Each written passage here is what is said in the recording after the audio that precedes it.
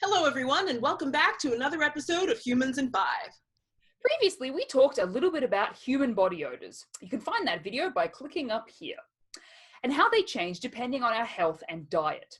Whilst we did say that body odors is often seen as something negative and that needs to be covered up, there is a whole world of research that has looked into what our smells might be communicating, especially when it comes to romance. It's possible that among the scents within our body odors are chemo signals, also known as pheromones. These scent signals, if they are indeed present, might tell us something specific about a person.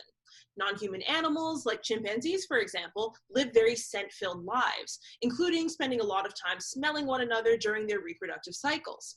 Specific scents, like those created by the genitals of a fertile female chimpanzee, may have unique components when sniffed by a male chimpanzee, communicating her fertility. The question remains, does this happen in humans, and can we pick it up through body odors? Before we get into anything else, it's important we remember that our individual smells are made up of a lot of factors before we get to body odor. Shampoo, hair products, soap, skin lotion, cosmetics, perfume, deodorant, fabric softener, and how recently our clothes were washed all contribute to how we smell on an everyday basis. Just because you enjoy the smell of someone's laundry detergent or their choice in perfume doesn't mean that you're instantly attracted to them. It might be that your preference for specific smells is related to your immune system. Manfred Malinsky and Klaus Witteken of Bern University, Switzerland, have found that the way a person would like to smell reflects the makeup of their major histocompatibility complex, or MHC. The MHC is a part of the genome that's involved in sexual attraction and in the body's defense against disease, and it can be categorized through analyzing blood samples. Malinsky and Witteken asked participants to rank 6 different scents, including myrrh, jasmine, and vanilla, how much they would like to use a perfume or aftershave that contained each ingredient, and also whether they would find the scent attractive on a potential mate. They found a statistically significant relationship between the participants' MHC and their preference for scent. So you could say that a particular scent being used in an attempt to mask body odor might be working to alert compatible mates and give a general impression of health. Alongside this study were a number of other investigations on scent preferences using t-shirts. Men and women in studies were given t-shirts to wear to sleep in and were not to use any deodorant or perfume during the study. After a few nights of wearing these shirts, other participants were given the shirts to smell and asked to rank which smell of the shirt they liked the most.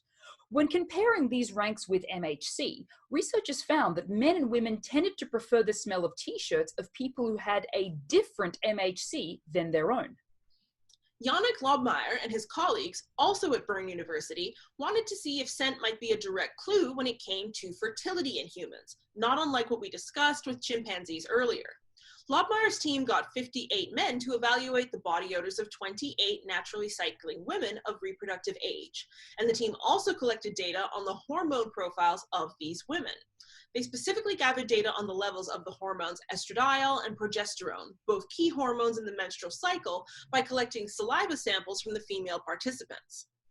They found that the men highly agreed on how attractive they found women's body odors, and that women's body odor attractiveness was predicted by their estradiol and progesterone levels. The higher a woman's levels of estradiol and the lower her levels of progesterone, the more attractive her body odor was rated.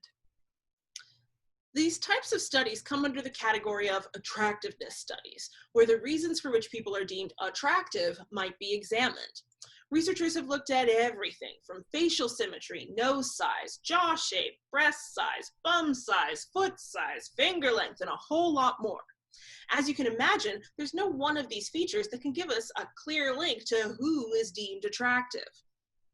These studies also rarely have a very diverse or even very large sample, which means that study results are often not representative of the wider human population.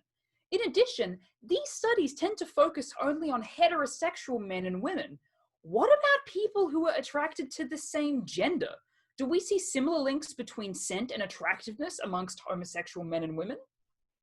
We hope this episode helps you hone in on the scents you like, whomever they're coming from, and we'll see you next time on Humans in 5. And don't forget to subscribe!